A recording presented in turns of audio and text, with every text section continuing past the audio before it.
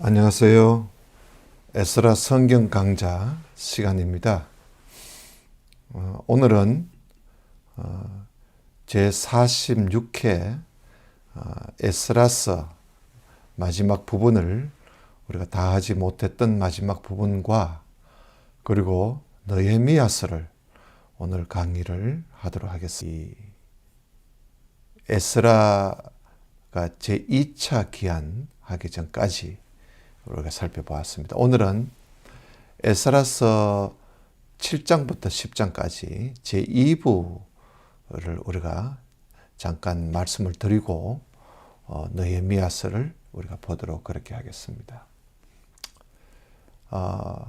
지난번 우리가 6장까지 보고 7장에서는 이제 드디어 에스라가 예루살렘으로 귀환을 하게 됩니다. 이게 이제 2차 포로 귀환이죠. 2차 포로 귀환이 이제 주전 457년인데요. 우리가 지난번 에스더 사건을 보았지 않습니까? 에스더 사건 때 그때 페르시아 황제가 아하수에러 황제였습니다. 그런데 그 아하수에러 황제가 죽고 이제 아닥사스다 1세가 황제로 있을 때 아닥사스다 1세 제7년 때 에스라가 예루살렘으로 돌아오게 됩니다.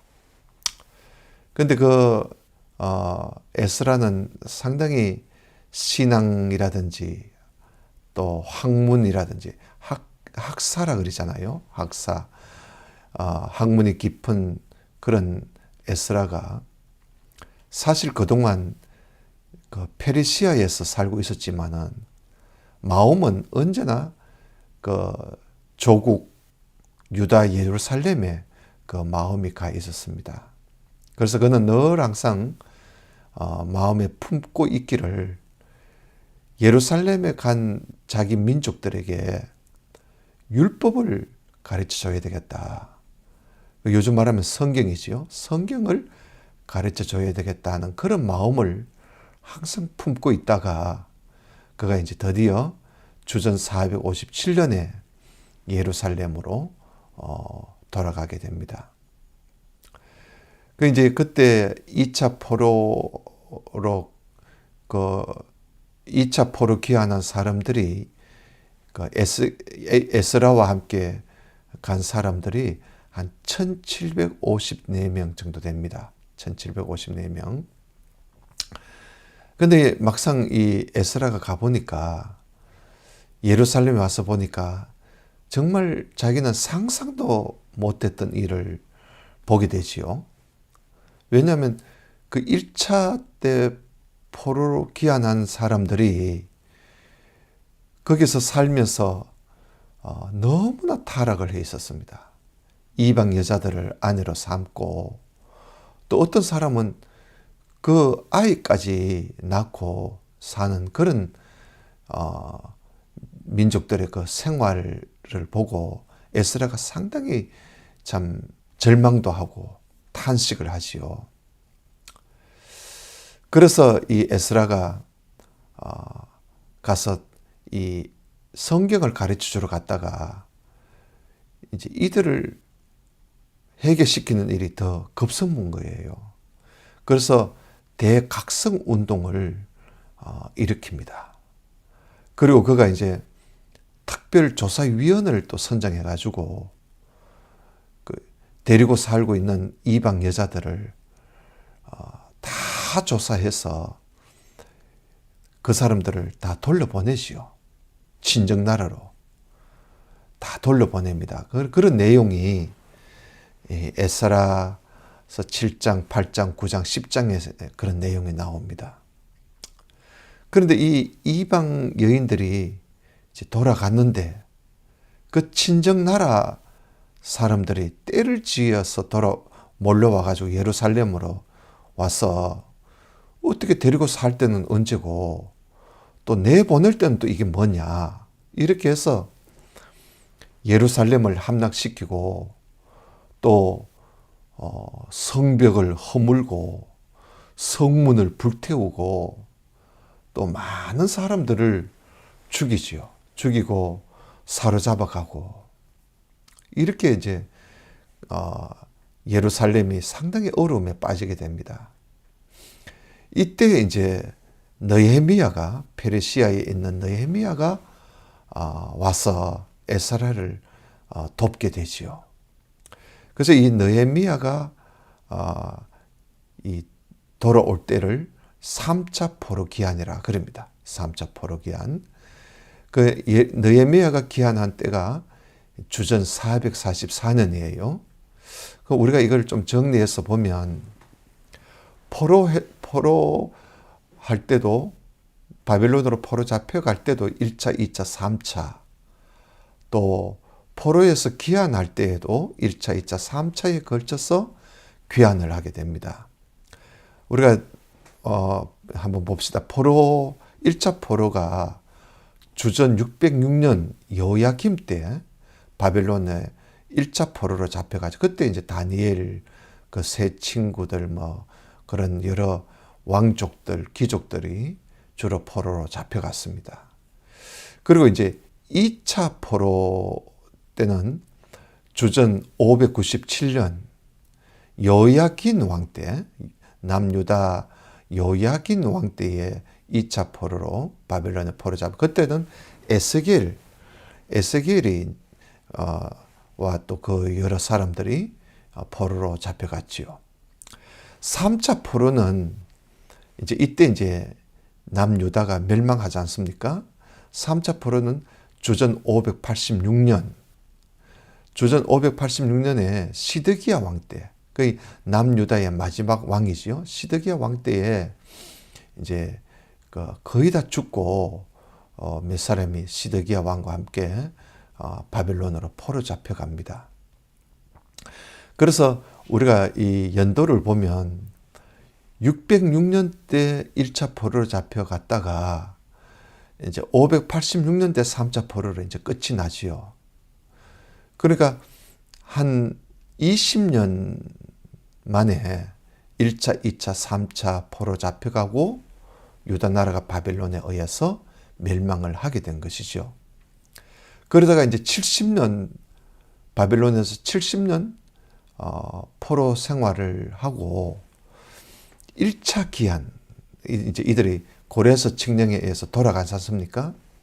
예루살렘으로 돌아가는데 1차 기한이 꼭 1차 포로 때 하고 70년 딱 70년 후에 그러니까 536년이잖아요. 주전 536년에 1차 기한을 하게 됩니다. 이때가 이제 페르시아 왕은 고레스 왕이었대지요.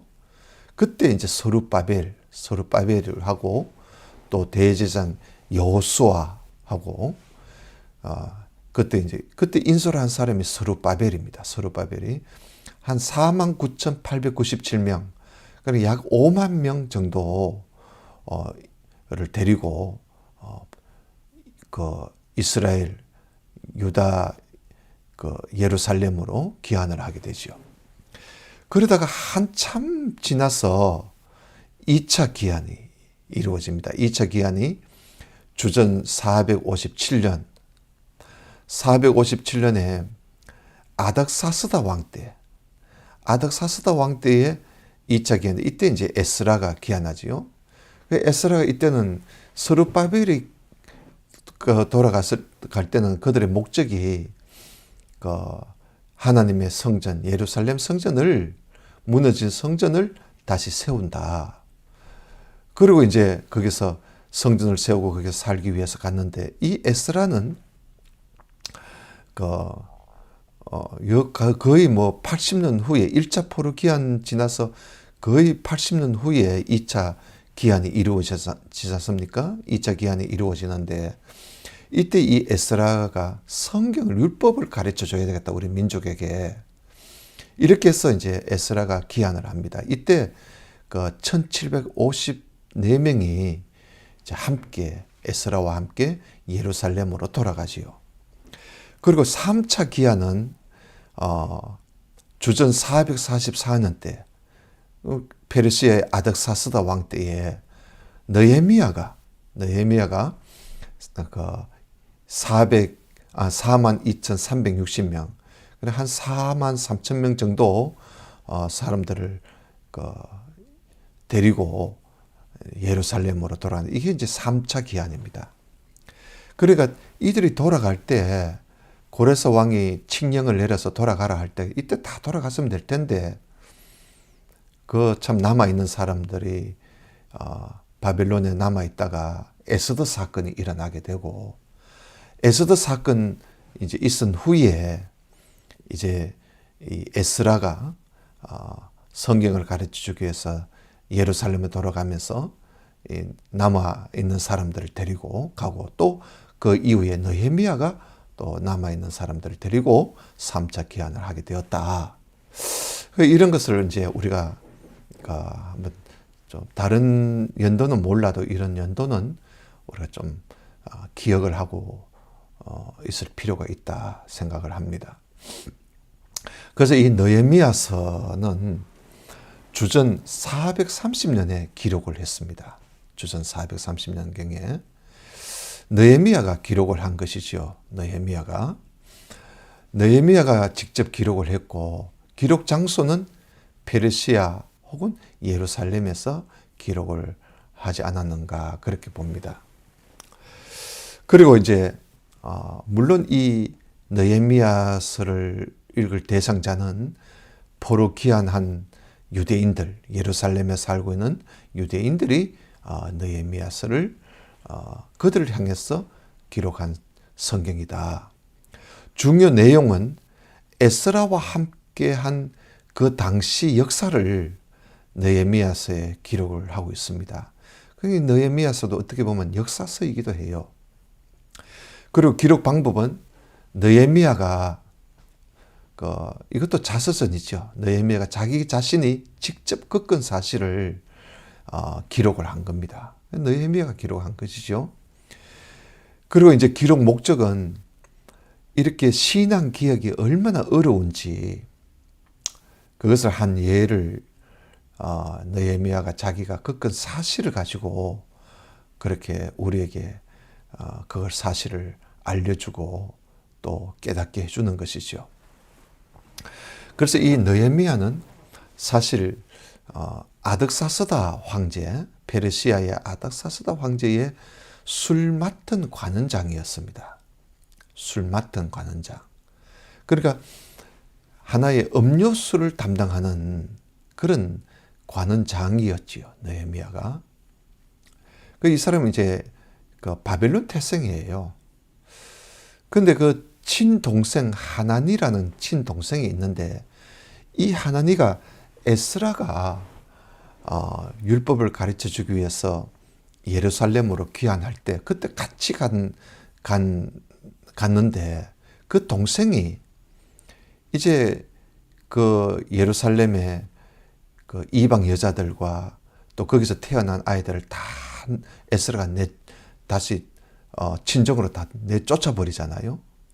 그 일로 인해서 그 이방 여자들의 살고 있는 그 나라 민족들이 예루살렘에 들어닥쳐 가지고 성벽을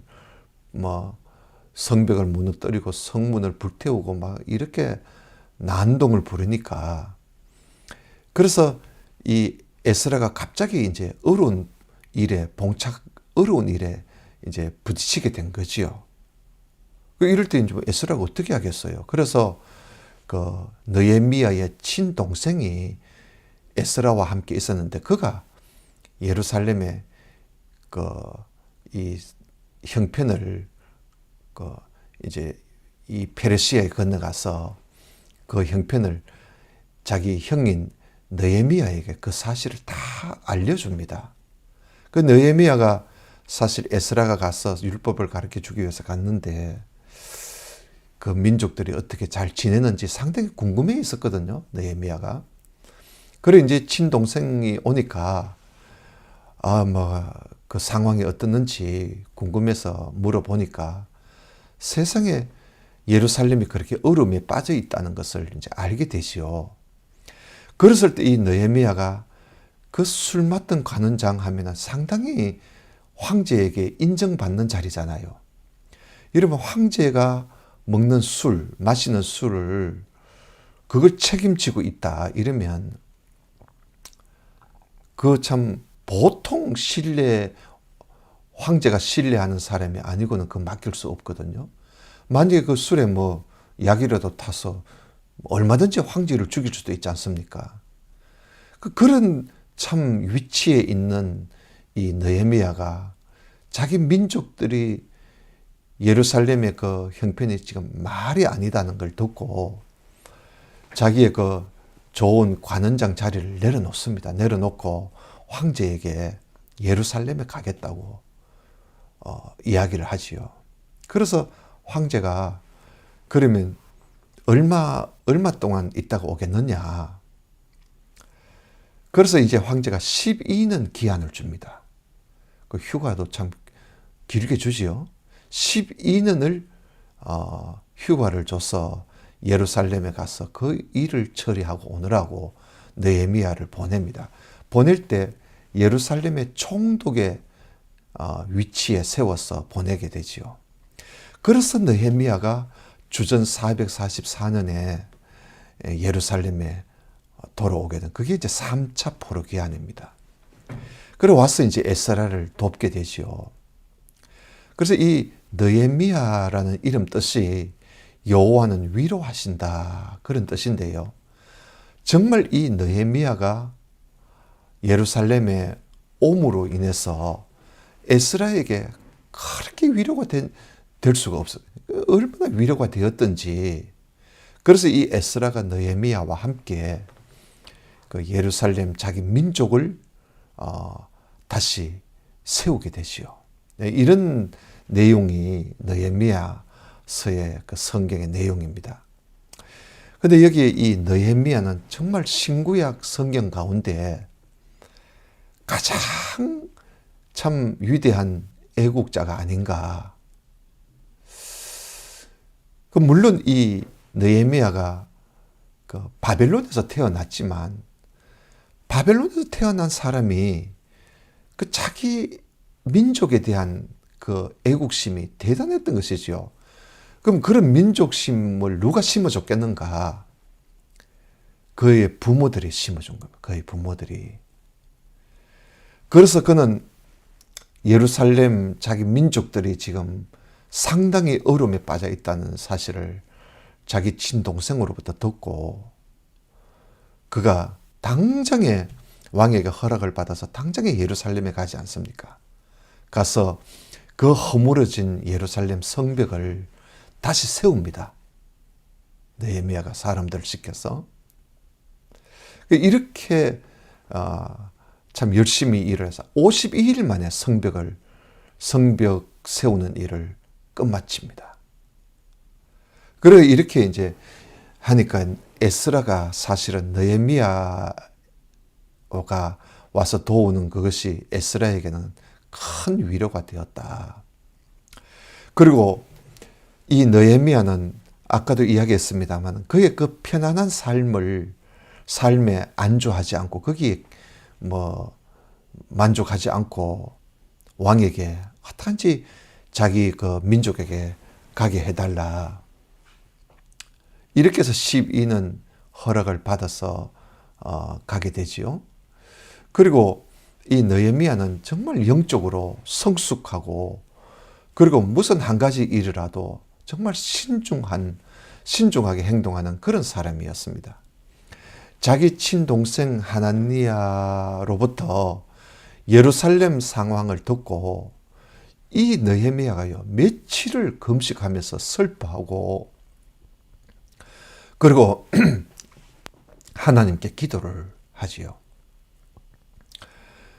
그리고 이제 왕에게 나가서 황제가 느헤미야가 얼굴이 반쪽알이 돼서 나오니까 그러다 황제가 이제 느헤미야를 향해서 네가 원하는 것이 무엇이냐 하고 물을 때 이 느헤미야가요 그 묻는 순간에도 하나님께 물어보겠다 그러면서 하나님께 묵도하고 그리고 왕에게 대답을 하는 그 정도로 그가 영적으로 성숙한 사람이고 신중한 사람이고 또 그는 쉬지 않고 기도하는 사람이었습니다. 여러분 느헤미야서에 느헤미야 기도가 13번이나 나옵니다. 느헤미야서가 13장까지 있잖아요. 그 느헤미야 기도가 그 13장까지 있는 느헤미야서에 13번이나 나온다는 것. 그만큼 이 느헤미야는 시도 때도 없이 무시로 기도하는 그런 사람이었다. 그리고 그는 심지가 아주 견고한 사람이었습니다. 그 느헤미야가 에스라와 함께 자기 민족을 참 개혁시키기 위해서 갔을 때 그 산발랏이라고 하고 도비야라고 하는 이 못된 사람들이 느헤미야를 향해서 협박을 하고 공갈을 하고 모락을 일삼고 중상을 해도 이 느헤미야가 조금 더 흔들리지 않고 위축되지 않는 그런 참 견고한 사람이었습니다. 그리고 이 느헤미야는 정말 검소한, 그래서 사실은 공직자, 성경에 참 이런 느헤미야가 없어요. 공직자의 표본이 될 정도로 느헤미야는 검소한 사람이었습니다. 심지어 그는 자기 사제를 털어가면서 일을 하는 그런 사람이었습니다. 그리고 또 이 느헤미야는 일을 두고는 쉬지 못하는 사람이었어요. 그가 4개월 만에, 그러니까 이 페르시아에서 예루살렘까지 오려면 한 4개월이 걸려요. 4개월이. 그 4개월 만에 예루살렘에 도착하자마자 이 느헤미야는 곧바로 현장에 가가지고 그 하나니로 통해서 뭐 성벽이 무너졌니, 뭐 성문이 불탔니 이런 소리를 들었으니까 도착하자마자 곧바로 현장에 가서 답사를 할 정도로, 그러니까 여행의 그 피곤함도 있을 텐데 그 4개월의 여행이란 말이죠. 그런 피곤함이 있을 텐데도 그는 현장 답사를 먼저 하는 그런 참 이 느헤미야를 우리가 볼 수가 있습니다. 그리고 또 그는 정말 신실한 사람이에요. 정말 신실한 믿음 있는 사람이었습니다. 그게 그냥 뭐 믿습니다 하는 믿음이 아니고 정말 신실하고 그리고 사람들에게 신뢰를 받는 그런 사람이었고요. 그리고 이 느헤미야는 시비를 분명히 할 줄 아는, 그러니까 옳고 그른 것을 분명히 하는 사람이었습니다. 무엇이 옳은지 무엇이 그른지 이걸 분별할 줄 아는 그런 사람이었고 공사를 구별할 줄 아는 사람이었습니다. 그는 공과 사를 분명하게 구별하고 그리고 공적인 것을 위해서 사적인 것을 희생하는 그런 사람이었습니다. 그리고 멸사봉공의 자세로, 다시 말하면 사욕을 내버리고 공익을 위해서 힘을 기울이는 그런 사람이었습니다. 자기의 사리사욕을 챙기기 위해서 일하는 사람이 아니라 모든 사리사욕을 버리고 공익을 위해서 힘쓰는, 그래서 그는 때로는 백성에게 부담을 주지 않으려고 12년 동안 봉급도 안 받습니다. 12년 동안. 아니 휴가 받은 내가 봉급을 어떻게 받겠느냐 이러면서 총독의 봉급을 요구하지도 않습니다. 그리고 이 느헤미야는 정말 위대한 개혁자였습니다. 에스라와 함께 민족을 개혁하는 개혁자였고 그는 그 불굴의 신념과 투지를 가지고 그 민족의 그 난관을 극복해 나갔다. 그렇게 우리가 보게 되죠. 그리고 이 느헤미야는 에스라와 함께 가장 중요한 것이 성경 율법 낭독이지요. 성경 통독을 준비해서 그 일을 시행을 합니다. 여러분 모세가 죽기 전에 명령을 하지 않습니까? 매 7년 초막절에 율법을 낭독해 주라 그랬는데 모세의 명령 이후에 1000년이 지났습니다. 지금 1000년이 지났는데도 그런 일이 한 번도 없었어요. 그런데 이 에스라 느헤미야 때 이걸 1000년 만에 처음 시작한 겁니다. 1000년 만에. 모세 이후로 1000년 만에.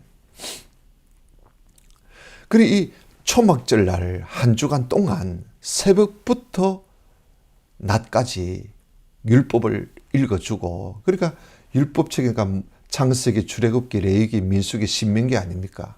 이걸 읽어주고 또 설명을 다 해주고, 그래서 이 율법을 듣고 율법을 배운 이 백성들이, 유다 백성들이 그 율법을 배워보니까 자기들뿐만 아니라 자기 조상들도 얼마나 하나님 앞에 잘못하고 살았는지 그걸 보게 된 것이요. 그래서 그들이 대성통곡을 합니다. 이 성경 통독하다가. 그리고 이 느헤미야는 하나님과 사람 앞에서 조금 더 거리낌 없이 살았습니다. 특히 이 페르시아 황제에게 술 맡은 관원장으로 일할 만큼 신임을 받은 사람이죠. 그리고 이 느헤미야는 부끄러움 없이 살아보려고 정말 노력하는 사람이었습니다. 나중에 이 느헤미야가 황제로부터 12년 기한을 받고 예루살렘에 와서 일을 하지 않았습니까? 근데 그 12년 임기가 딱 끝나자 하루도 헛되지 않게 이 느헤미야가 페르시아 황제에게로 돌아갑니다. 돌아가서 다시 황제에게 또 얼만큼 시간을 더 달라 그러죠. 할 일이 아직도 있다. 그래서 얼만큼 나를 또 받아서 예루살렘으로 돌아옵니다. 그러니까 가는데 한 4개월, 오는데 한 4개월, 페르시아에서 머무는데 또 한 몇 달, 이렇게 해서 갔다 왔다 하는 동안에 1년이 지난 겁니다. 1년이. 그러니까 이 느헤미야가 1년 만에 다시 예루살렘에 오게 된 것이, 오니까 유다 백성들의 지도자가 없으니까 예루살렘은 또다시 혼란에 빠져 있었습니다. 지도자가 없는 사이에. 그래서 이 느헤미야가 백성들에게 율법대로 우리가 좀 살자, 맹세까지 시키죠. 이렇게 참 하나님 앞에 부끄럼 없이 살려고 느헤미야가 그렇게 애를 썼습니다. 나중에 이 에스라가 죽고 느헤미야도 또 죽지 않겠어요? 그래서 에스라도 죽고 느헤미야가 죽고 나자 이스라엘, 유다 백성들은 또다시 엉망이 되어버렸습니다. 아니, 느헤미야가 한 1년 정도 나라를 비우고 있었는데 그 사이에서도 이렇게 혼란에 빠져버렸는데, 이들이 다 죽고 났었을 때는 이스라엘의 형편이 어떻겠습니까? 그들이 얼마나 타락하고 얼마나 그들이 지도자가 죽고 난 이후에 유다의 나라가 얼마나 참 형편도 없게 되었는가 하는 그런 내용은 우리가 이제 말라기서에서 볼 수가 있습니다. 말라기 선지자가 이제 마지막 선지자이잖아요. 그래서 우리가 나중에 말라기를 이제 구약의 마지막에 공부할 때 말라기를 강의를 할 텐데 그때 우리가 읽어보면 잘 알 수가 있을 것입니다. 하여튼 여러분 이런 말씀들을 우리가 보면서 성경을 가르친다는 것이 참 중요하다. 이 에스라도 성경을 가르쳐 주러 갔다가 어려운 일에 부딪혀서 결국은 그 일을 못하고 나중에 이제 느헤미야가 왔을 때 함께 거기 성경을 가르치는 일을 했습니다마는, 이 성경은 가르치라는 명령, 가르치라는 유언이 있습니다. 가르치고 지키게 하라. 그런 사역들이 성경에 많이 기록되어 있죠. 그러나 우리가 성경과 역사를 돌아보면 언제나 그 비극이 찾아왔는데, 그 비극이 찾아온 원인이 보면 성경을 사람들에게 가르치지 않고, 또 아니면 하나님 말씀을 잘못 가르쳤기 때문에 진리를 오해함으로써, 그래서 비극적인 그런 일이 일어나지 않았는가, 우리가 그렇게 진단해 볼 수가 있습니다. 구약 시대에 많은 그 위대한 인물들이 있었지요. 근데 우리가 그 위대한 예언자들, 그 인물들을 보면 대부분이 참 사람들이 대단히 훌륭한 사람들이지만, 안타깝게도 성경, 율법 교육, 성경 교육에 별로 관심을 기울이지 않았다는 겁니다. 여러분, 이 여호수아도 얼마나 훌륭한 사람입니까? 여호수아, 모세 다음으로 여호수아도. 근데 이 여호수아가 열심히 백성들과 함께 가나안 사람들을 내쫓는 그 전쟁 일에는 열심히였지만 성경을 가르치지 않아서, 그래서 여호수아 이후 시대가 사사시대인데요. 여호수아 이후 그 사사시대 360년은 정말 종교 암흑기였습니다. 종교 암흑기. 아주 캄캄한 시대였습니다. 그 원인이 성경을 가르치지 않았기 때문에. 사무엘도 얼마나 훌륭한 사람입니까만은, 그도 역시 국민들에게 성경을 가르쳐주는 일을 하지 않았습니다. 그러다 보니까 사무엘의 아들들도 잘못돼가지고, 그래서 그 권력이 사울에게로 넘어가지 않습니까? 그 사무엘의 아들들이 범죄하니까 백성들이 다 들고 일어나가지고 우리에게도 왕을 세워달라고. 그래서 사울이라는 사람을 왕으로 세우는 일이 일어나지 않아요. 그것도 이 원인이 성경을 가르치는 일을 하지 못했다는 거예요. 그리고 다윗도 말이죠. 인품이 얼마나 훌륭합니까? 다윗 같은 사람이. 그렇게 인품이 훌륭한 다윗 왕이라도 그가 성경을 가르쳤다는 내용이 없어요. 율법을 가르쳤다는 내용이 없습니다. 솔로몬도 그렇게 지혜가, 참 지혜로운 사람이잖아요. 지혜로운 사람이 있는데도 이 솔로몬도 성경을 가르치지도 않았고 또 누구한테 배우지도 않았고, 그래서 솔로몬은 처음은 좋았지만 결론이 좋지 않습니다. 결론이. 그리고 엘리사도 상당히 능력 있는 선지자였지만은 성경을 가르치지 못했고, 그래서 그 결과 아무 엘리야와 엘리사의 활동의 그 열매가 별로 보이지 않아요.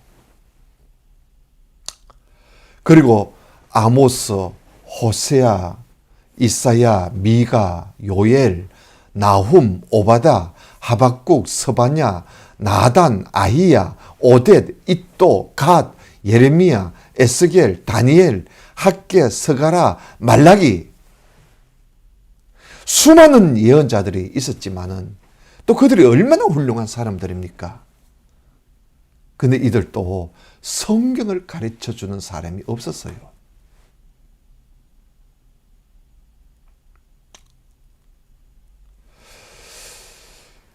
주전 444년경 누가 왔지요? 이 느헤미야가 오지 않습니까? 느헤미야가 와서 에스라와 함께 이제 처음으로, 그러니까 출애굽에서 1000년 만에 율법을 가르치기로 결심해서 그 율법을 가르치게 됩니다. 그러니까 모세가 유언으로 남긴 후 1000년 만에 이 일이 이루어지게 된 것이죠. 여러분, 오늘날 교회도 예수님의 유언을 거의 지키지 못하고 있습니다. 예수님의 유언이 뭡니까? 모든 족속으로 제자를 삼아 주님께서 분부하신 모든 것을 가르쳐 지키게 해라. 제자 삼고 가르치고 지키게 해라 했지만은 오늘날 교회는 요절 몇 절만 가르치지 제대로 가르쳐주는 일이 없습니다. 교회를 40년, 50년을 다녀도 성경 66권 중에 단 한 권도 제대로 가르치고 배우는 일이 없다는 사실이에요. 이렇게 가르치지도 않고 배우지도 않고 이렇게 되면 바르게 아는 것도 없으면요. 바르게 아는 것도 없이 믿는 믿음, 이런 믿음이 미신적인 믿음입니다. 뭘 알고 믿어야지. 바르게 아는 것도 없이 믿는 믿음은 그건 참된 믿음이 아니에요. 그래서 여러분, 어느 나라, 어느 민족이든지 성경을 바르게 가르치지 않으면요, 300년이 되지 않아서 교회는 없어집니다. 아니면 변질되고 맙니다. 지금 우리나라는 복음이 들어온 지 아직 불과 200년도 채 되지 않았어요. 그런데도 한국 교회가 급격하게 위축이 되고 변질돼 가고 있습니다. 그 원인이 어디에 있을까요?